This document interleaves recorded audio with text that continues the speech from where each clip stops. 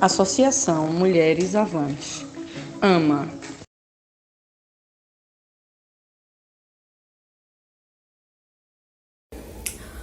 Olá, gente.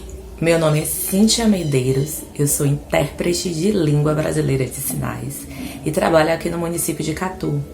E fui convidada pelo projeto social AMA, Associação de Mulheres Avantes, que é um projeto voltado para o público feminino que estão em vulnerabilidade social. E o tema do vídeo é surdez, as dificuldades encontradas pelas mulheres e meninas no seu cotidiano.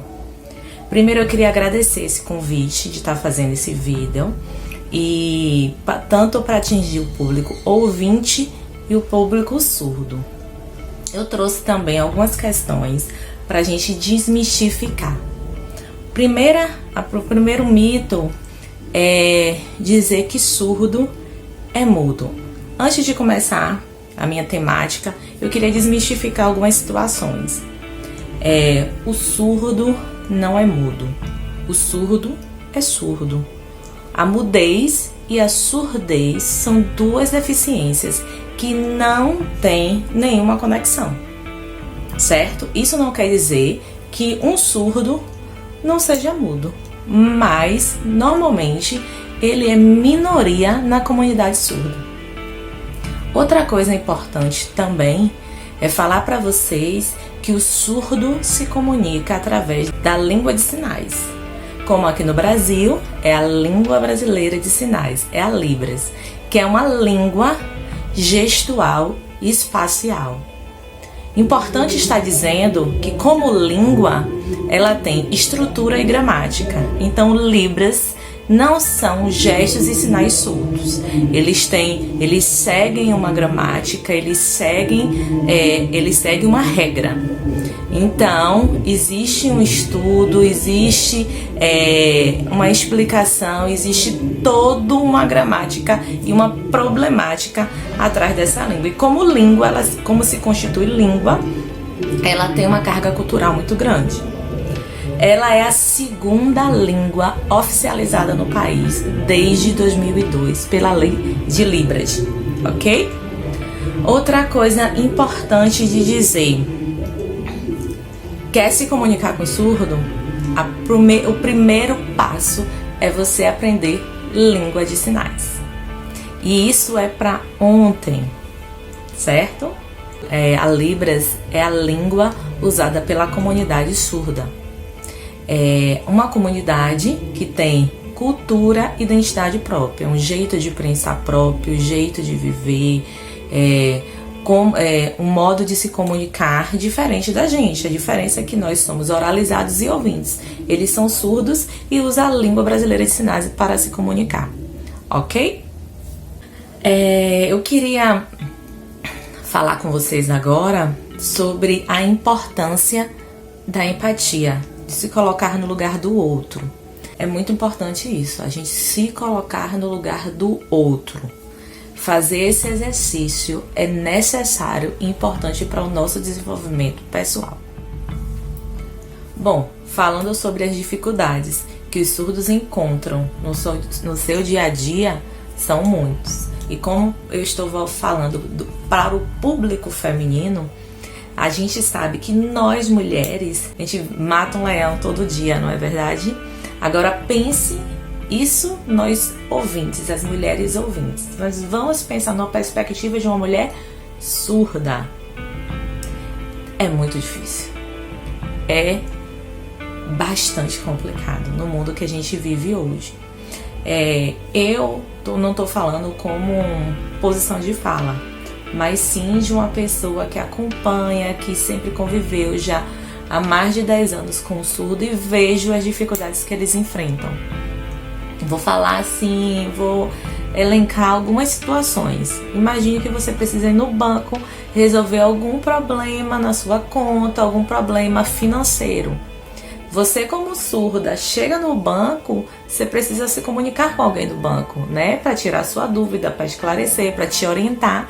Você chega lá e não tem ninguém que saiba a Libras. Como é que você se comunica? Vamos botar uma outra problemática no meio de tudo isso. O surdo, como ele tem a língua dele, que é a L1, que a gente chama, que é a língua materna, que é Libras, muitos deles não são alfabetizados em língua portuguesa. Isso quer dizer que o surdo é analfabeto? Não, ele não é analfabeto, porque a língua dele é a língua brasileira de sinais, é a Libras.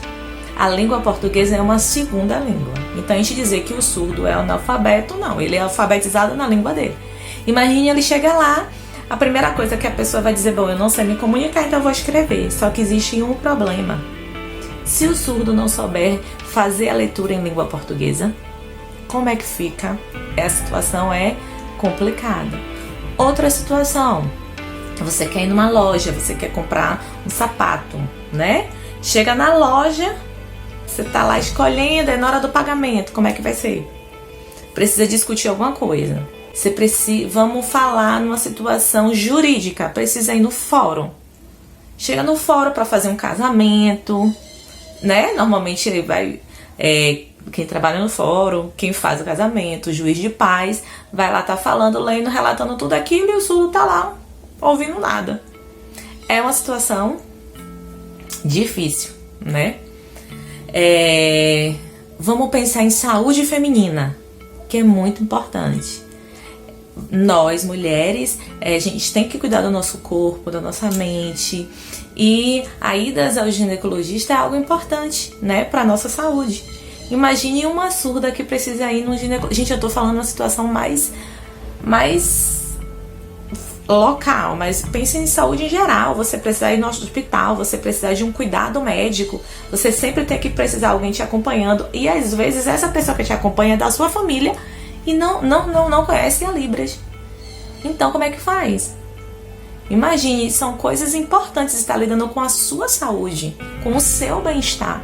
Então a surda, ela tá sempre à mercê de alguém que ajude ela, né? Para que faça essa ponte da comunicação. E às vezes você quer privacidade, ela quer um ginecologista, quer conversar, quer tirar dúvidas, ou sempre tem alguém ali fazendo a mediação dessa conversa, ou ela simplesmente não tira a dúvida por vergonha de perguntar ali na frente da mãe, da irmã ou de algum colega algo que está acontecendo com ela, é algo muito íntimo, então ela prefere que aquilo fique de médico para paciente, não é verdade?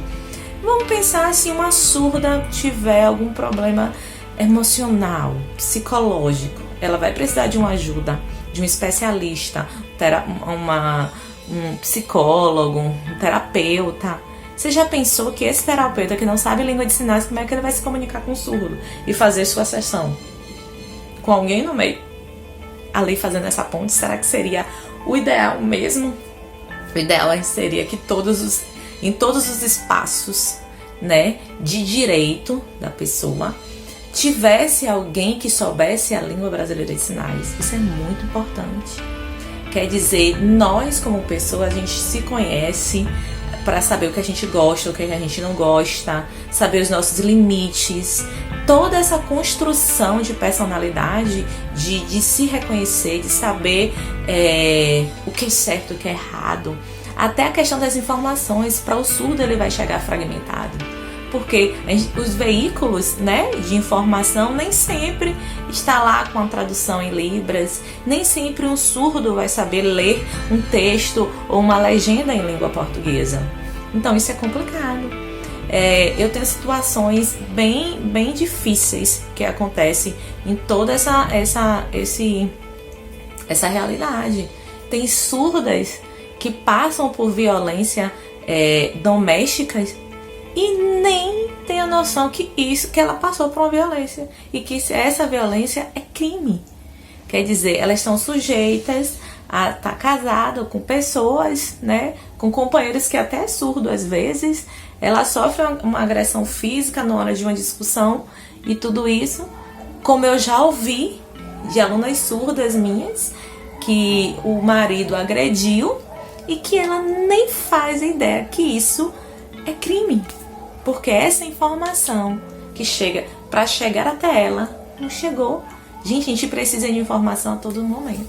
Então, esse grupo, ele sempre está em desvantagem na sociedade que a gente vive hoje. E a gente precisa mudar esse cenário. né? A gente precisa começar a disseminar cultura. A gente precisa começar a olhar o outro com um olhar de solidariedade, dizer como é que eu posso ajudar, como é que eu posso me comunicar. Para eu ajudar, eu preciso me comunicar. Para eu me comunicar, quem não sabe Libras sou eu que sou ouvinte que não sei Libras. Então, para mim comunicar com ele, porque o surdo ele não vai falar. Na verdade, não vai se comunicar através da oralização do som. Então, a gente precisa começar a fazer o movimento inverso. Se o surdo não vai chegar até a gente vai chegar até ele. Porque eu já ouvi N casos de alunas minhas, né, que dentro de casa não tem uma relação saudável com a família pela falta de comunicação, né? Imagine como isso é complicado. A orientação de uma mãe, a orientação de um pai, de um amigo, de namorar pessoas ouvintes e não ter a mínima conversa, a mínima conversação. Não tem a parte da troca, só beijos e abraços. Porque na hora mesmo da conversa, da troca, do companheirismo, não tem. Porque o companheiro ou a companheira pode ser ouvinte, não saber a língua brasileira de sinais, então tá ali só pro beijo e pro abraço. É bem complicado. Fora a proteção da família.